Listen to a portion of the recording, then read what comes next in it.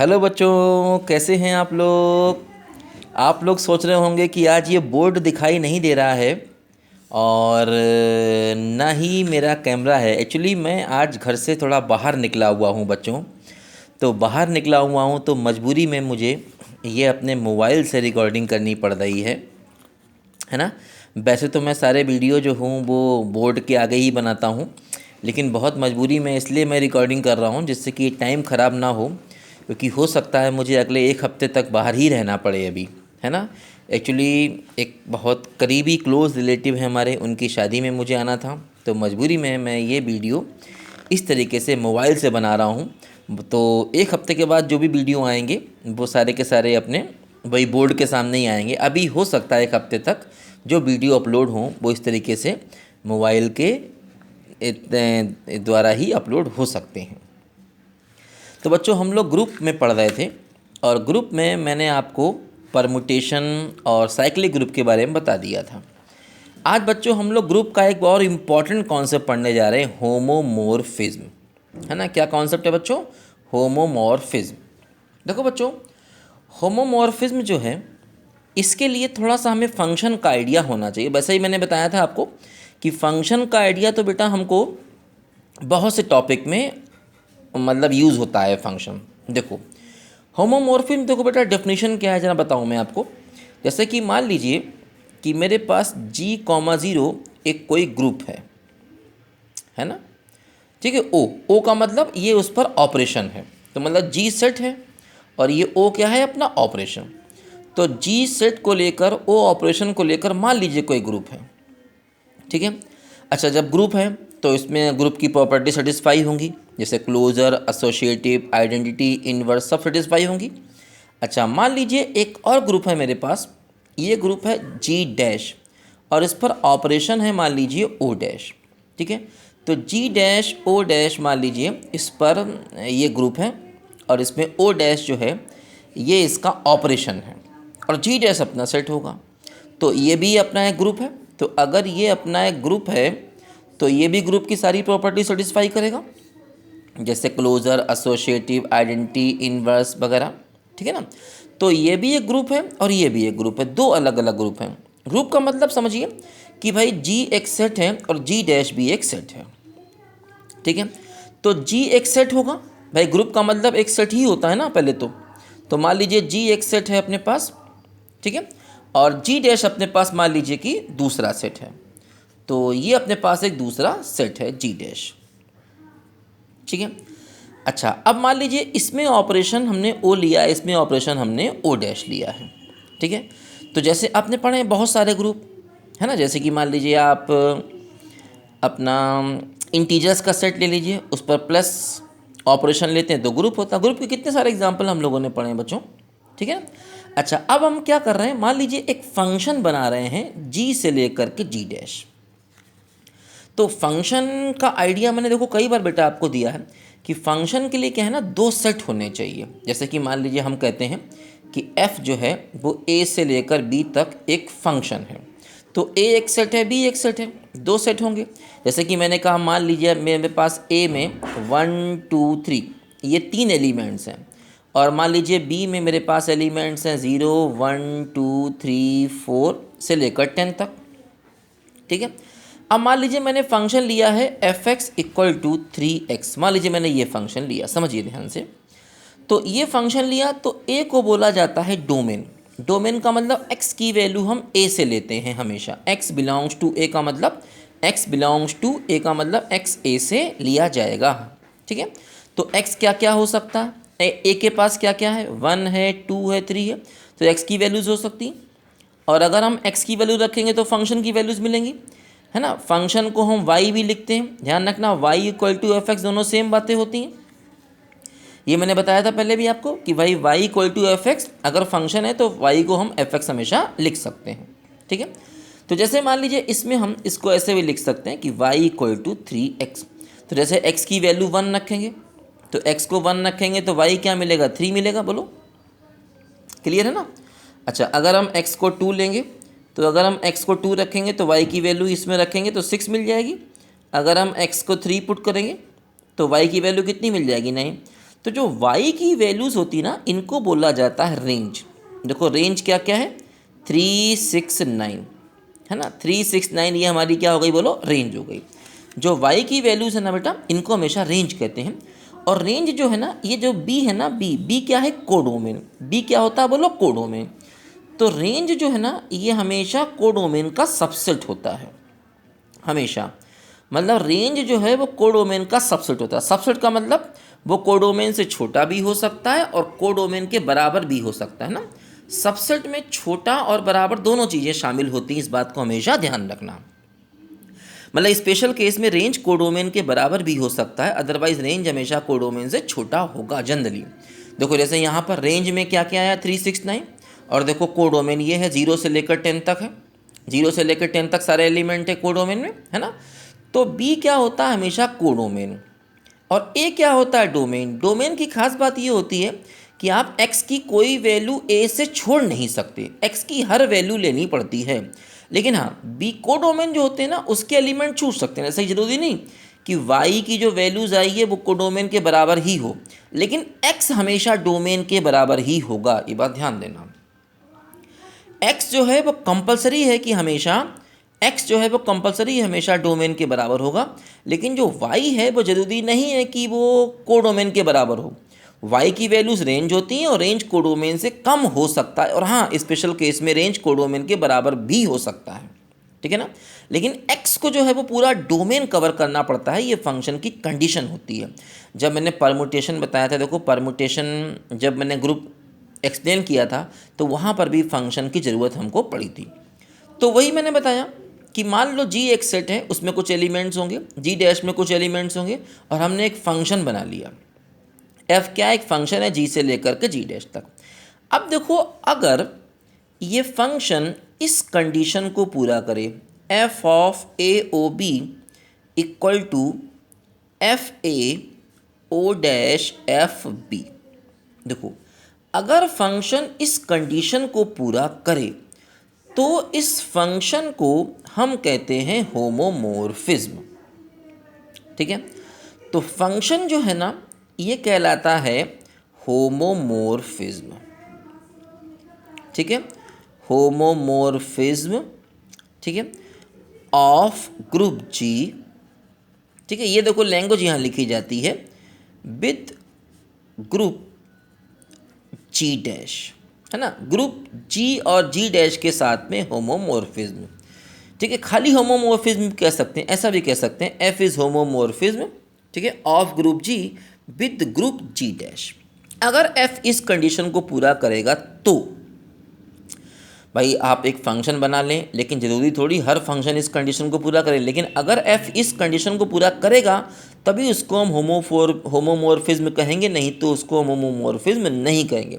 तो मतलब दो ग्रुप में एक फंक्शन बेसिकली क्या होता है, एक प्रकार का रिलेशन। जैसे आपने कहा ना कि जैसे ये फंक्शन है, ये फंक्शन है, तो ये क्या है, एक्स और वाई का रिलेशन है ना। एक्स कहाँ का एलिमेंट है, ए का, और वाई कहाँ का एलिमेंट है, बी का।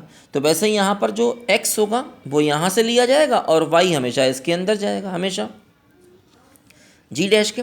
देखो एफ ए का मतलब क्या हुआ, एफ ए का मतलब जैसे यहाँ पर देखो ये था, ये क्या है, ये एफ ऑफ वन है। एक्स इक्वल टू वन रखने पर जो वाई मिला ना, ये क्या है बोलो, एक्स इक्वल टू वन रखने पर जो आपको एक्स इक्वल टू वन रखने पर जो वाई मिला, ये क्या है, F one. X equal to two रखने पर जो वाई मिला, ये क्या है, एफ टू। ये क्या है, एफ थ्री। तो F one F two F three जो है ना, वो हमेशा बी में आएंगे। मतलब इसका क्या है, वाई तो हुए ना भाई, F one F two F three कोई नई चीज़ थोड़ी, ये वाई की वैल्यूज़ ही हैं। तो वैसे ही आप यहाँ पर मान लो एक एलिमेंट ए लेते हैं, मान लो आपने एक एलिमेंट ए लिया, मान लो आपने एक एलिमेंट जो है वो ए लिया जो कि जी में है। तो जब आप एफ ए निकालोगे ना, तो एफ ए कहाँ जाएगा, जी डैश में जाएगा। मान लीजिए बी एक एलिमेंट जो जी में है, तो एफ बी निकालोगे तो एफ बी कहाँ जाएगा, जी डैश में जाएगा। तो अब ध्यान दो, ए और बी के बीच में ओ है, ओ मतलब जी का ऑपरेशन, क्योंकि जी का ऑपरेशन ओ है, और जी डैश का ऑपरेशन ओ डैश है। तो देखो एफ ए और एफ बी के बीच में ओ डैश है, क्योंकि एफ ए और एफ बी ये दोनों के दोनों जी डैश के एलिमेंट्स हैं, और ए और बी किसके एलिमेंट हैं, ए और बी किसके एलिमेंट्स हैं, जी के एलिमेंट है। ये बात ध्यान दीजिए, एफ ए और एफ बी दोनों जी डैश के एलिमेंट्स हैं, जबकि ए और बी दोनों के दोनों जी के एलिमेंट्स हैं। इसलिए ए और बी के बीच में ओ आया है जो कि जी का ऑपरेशन है, और एफ ए और एफ बी के बीच में ओ डैश आया है जो कि जी डैश का ऑपरेशन है, क्योंकि एफ ए और एफ बी दोनों के दोनों जी डैश के एलिमेंट्स हैं, ए और बी दोनों के दोनों जी के एलिमेंट हैं इसीलिए। तो अगर फंक्शन इस कंडीशन को पूरा करेगा तो उसको हम होमोमॉर्फिज्म कहेंगे, है ना। ये बात ध्यान दीजिए, अगर फंक्शन इस कंडीशन को पूरा करेगा तो ऐसे फंक्शन को हम लोग होमोमॉर्फिज्म कहते हैं। देखो जैसे मान लो हम लोग एक अच्छा एग्जांपल देखें होमोमॉर्फिज्म का। देखो जैसे क्या होता है बच्चों, ये हम लोग जानते हैं, जैसे कि मैंने बताया था कि मान लो मैं जी की जगह पर आई ले लूँ, आई मतलब इंटीजर्स का सेट ले लूँ, और ऑपरेशन में ले लेता हूँ प्लस का, तो मतलब आई प्लस क्या होता है, ग्रुप होता है। ठीक है, आई प्लस मैंने ग्रुप ले लिया मान लीजिए, ठीक है। और मान लीजिए मैं जी डैश जो है, जी डैश को मैं ले लेता हूँ 1 - 1 आयोटा माइनस आयोटा। आयोटा जानते हैं ना, आयोटा क्या होता है, √-1। ये मैंने आपको ग्रुप के स्टार्टिंग में नंबर थ्योरी का मैंने आपको आइडिया दिया भी था, आयोटा क्या होता है, ठीक है ना। तो अब देखो जी डैश में जो मैंने ऑपरेशन लिया है वो मल्टीप्लाई कर लिया है, मल्टीप्लाई। देखो ये भी एक ग्रुप है, मल्टीप्लाई के ऑपरेशन के साथ ये भी एक ग्रुप है, और प्लस के ऑपरेशन के साथ आई भी एक ग्रुप है। तो जी क्या है, आई के बराबर, आई मतलब इंटीजर, और प्लस क्या है, ऑपरेशन। ठीक है, अब देखो मान लीजिए अगर मैं एक फंक्शन लेता हूँ f(x) = i⁻x, तो देखो ये एक फंक्शन है जो कि यहाँ से मतलब i से लेकर के g तक में है। यहाँ पर मान लीजिए आपने i ले लिया और यहाँ पर g ले लिया। जैसे कि आप x की वैल्यू i से लेंगे हमेशा। x क्या हो सकता है, 0 1 2 3 -1 -2 कुछ भी हो सकता है ना। और जो वैल्यू मिलेगी वो किस में जाएगी, g में जाएगी, है ना। हमेशा जो आंसर मिलेगा वो किस में जाएगा, g में जाएगा, समझो। जैसे कि मान लो मैंने x को अगर 1 ले लिया तो f(x) क्या होगा बोलो, i⁻1 यानी कि i। मान लो मैंने x को 2 ले लिया तो f(x) क्या हो जाएगा बोलो, i⁻2, i² कितना होता है, -1 होता है। देखो ये -1 आ गया क्योंकि इसके पास क्या क्या एलिमेंट है, 1 - 1 आयोटा और माइनस आयोटा। मतलब आप x की वैल्यू कुछ भी लीजिए, आंसर इन्हीं में से आएगा। आप x की वैल्यू चाहे 1 ले लो, चाहे 2 ले लो, चाहे 3 ले लो, x की वैल्यू कुछ भी ले लो, आंसर हमेशा इसी में से ही आएगा, है ना। जैसे कि मान लो फॉर एग्जांपल देखो, मैं आपको बताता हूँ 1-2 एग्जांपल इसके। जैसे कि मान लीजिए मैंने क्या किया, फॉर एग्जांपल देखो, ये मैंने लिया था ना f(x) = i⁻x मैंने लिया था। जैसे कि मान लीजिए मैं x को 4 लेता हूँ तो f(x) क्या आएगा, i⁻4 होगा। i⁻4 क्या हो गया, i² का होल स्क्वायर हो गया। i² कितना है, -1 का होल स्क्वायर, तो कितना हो गया, +1। भाई समझ रहे हैं ना आप, बोलिए। आयोटा क्या होता, आई मतलब आयोटा, आयोटा क्या होता है, √-1, तो आयोटा का स्क्वायर कितना हो जाएगा, -1। आई की फुल फॉर्म क्या होती है, आयोटा, आई का मतलब क्या होता है, आयोटा। तो आप समझो यहाँ पर x की वैल्यू कुछ भी लेंगे, कुछ भी x की वैल्यू लेंगे तो आंसर हमेशा इसके अंदर आएगा। तो ये एक फंक्शन है, कहाँ से कहाँ तक, i से g तक। i का मतलब x जो आप ले रहे हैं कहाँ से ले रहे हैं, i से। i मतलब इंटीजर्स, ठीक है।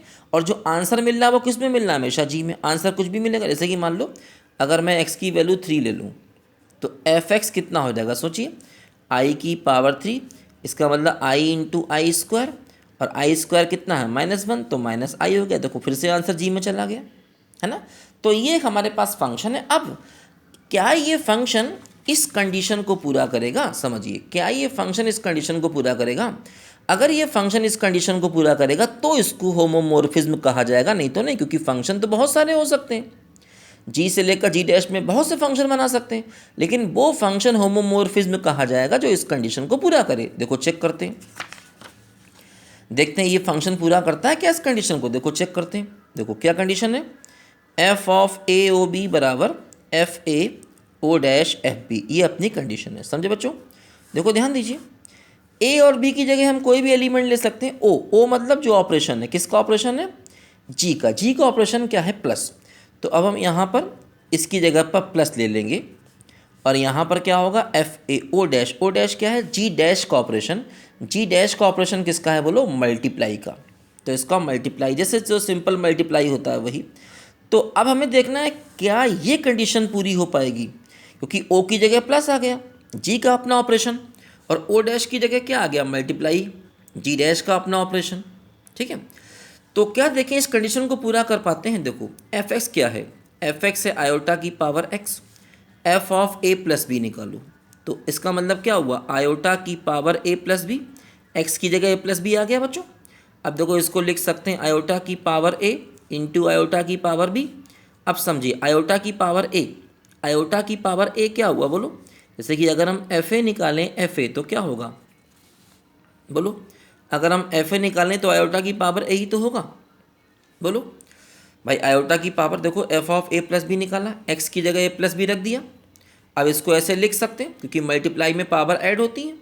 ठीक है, अब देखो एफ ए निकालेंगे तो क्या आएगा, एक्स की जगह ए रखा जाएगा, इसमें एक्स की जगह ए रखा जाएगा, और एफ बी निकालेंगे तो क्या होगा बोलो, आयोटा की पावर बी होगा, कि इसी में आप एक्स की जगह बी रखोगे।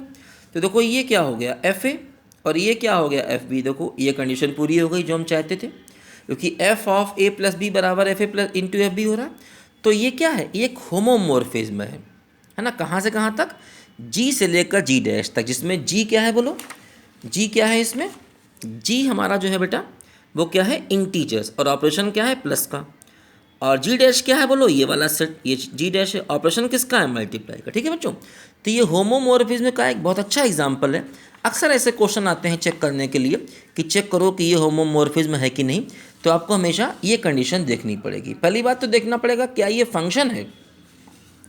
भाई फंक्शन कब होगा, फंक्शन के होने के लिए आप x की वैल्यू कुछ भी यहाँ से लीजिए, आंसर इसके अंदर जाना चाहिए। अगर आंसर इसके अंदर नहीं गया तो फंक्शन नहीं होगा, और यहाँ पर ऐसा होगा आप x की वैल्यू कुछ भी रख लीजिए, इसमें जो भी आंसर निकालेंगे वो हमेशा इसके अंदर ही आएगा, क्योंकि अगर आंसर इसके बाहर चला गया तो फिर वो फंक्शन नहीं कहलाएगा। तो हमने चेक कर लिया ये फंक्शन है ना, ये फंक्शन है, हमको समझ में आ गया। और फंक्शन की एक खास बात ये होती है कि x की एक वैल्यू के लिए y के दो आंसर नहीं आते हैं। जैसे कि मान लो अगर कोई कहे, फॉर एग्जांपल कोई ऐसे लिखे कि वाई स्क्वायर बराबर एक्स, तो अब मान लीजिए x की वैल्यू मैं 1 ले लूँ तो वाई स्क्वायर बराबर 1 हो गया, तो y बराबर प्लस माइनस 1 होगा, तो ये फंक्शन नहीं रहा, क्योंकि x की एक वैल्यू के लिए y के दो आंसर आ गए। तो ऐसा भी नहीं होना चाहिए, यहाँ देखो ऐसा नहीं हो रहा है, x की एक वैल्यू रखोगे तो एफ एक्स का एक ही आंसर आएगा, एफ एक्स का मतलब y, एफ एक्स की वैल्यू मतलब y की वैल्यू। अब चाहे तो यहाँ से एफ एक्स को हटाकर y लिख लीजिए, कोई फ़र्क नहीं पड़ता, क्योंकि एफ एक्स का मतलब ही y होता है। तो x की एक वैल्यू के लिए y के दो आंसर आते हैं तो फंक्शन नहीं, जैसे ये एक फंक्शन नहीं है, ये सब मैंने आपको बताया भी था पहले भी, ये फंक्शन नहीं है। फंक्शन के लिए x की एक वैल्यू के लिए y का एक ही आंसर आना चाहिए। ठीक है, और हाँ आप x को यहाँ से कुछ भी लें, मतलब x को आप डोमेन से कुछ भी लें, आंसर हमेशा b के अंदर, मतलब आंसर हमेशा कोडोमेन के अंदर आना चाहिए, है ना। x को आप a में से कुछ भी ले लें, आंसर हमेशा b के अंदर जाना चाहिए ना। तो फंक्शन है, ये हमने चेक किया है ना। फंक्शन में दो बातें इंपॉर्टेंट है कि x की हर वैल्यू के लिए आंसर अकेला मिलना चाहिए, दो दो नहीं मिलने चाहिए y के, और x की हर वैल्यू के लिए आंसर इसके अंदर जाना चाहिए। ठीक है बच्चों, दूसरी कंडीशन होमोमॉर्फिज्म की चेक करनी पड़ेगी, वो ये वाली। ठीक है, तो अगर ये दो कंडीशन पूरी हुई तो हम कहेंगे ये एक होमोमॉर्फिज्म है। तो बच्चों मैंने बताया आपको, वैसे तो मैं बोर्ड पर ही पढ़ाता हूँ, मुझे बोर्ड पढ़ाने में बहुत मज़ा आता है, लेकिन मजबूरी में मुझे आज ये वीडियो ऐसे बनाना पड़ रहा है क्योंकि मैं घर से बाहर निकला हुआ हूँ और वहाँ पर ना मेरे पास बोर्ड है, ना मेरे पास मेरा कैमरा है ना। मान लीजिए कैमरा, छोटी चीज़ें मैं ले भी जा सकता था, लेकिन मैं बोर्ड कहाँ से लाऊंगा, तो बड़ी प्रॉब्लम है, तो मजबूरी मुझे आना पड़ा। हो सकता मैं 1 हफ्ते तक बाहर रहूँ अभी। तो बच्चों कोई बात नहीं, मैं डेली इस तरीके से अपने वीडियो अपलोड करता रहूँगा, ये आप लोग नोट कर लीजिए इसको अच्छे से, है ना। मैं फिर एक बार दिखा रहा हूँ, आप लोग इसको अच्छे से नोट कर लीजिए बच्चों, ठीक है। क्योंकि ये मैं मोबाइल को रखने का स्टैंड आज ख़रीद के लाया हूँ, तो स्टैंड पर मोबाइल फिक्स है, थोड़ा अगर मैं मोबाइल इधर उधर कर दूँगा तो दिक्कत हो जाएगी फिर, इसीलिए मैंने ये यहाँ पर इस तरीके से टेबल चेयर पर बैठ करके ये वीडियो बनाया है ना। पहली बार मैंने इस तरीके से वीडियो बनाया है मोबाइल पे, ठीक है। बाकी मैं अपने बोर्ड पर ही पढ़ाता हूँ, ठीक है बच्चों। तो इस वीडियो में बेटा इतना ही, अगले वीडियो में फिर जल्दी ही मिलेंगे, कोई टेंशन नहीं, परेशान मत होना, ठीक है बच्चों। Bye bye.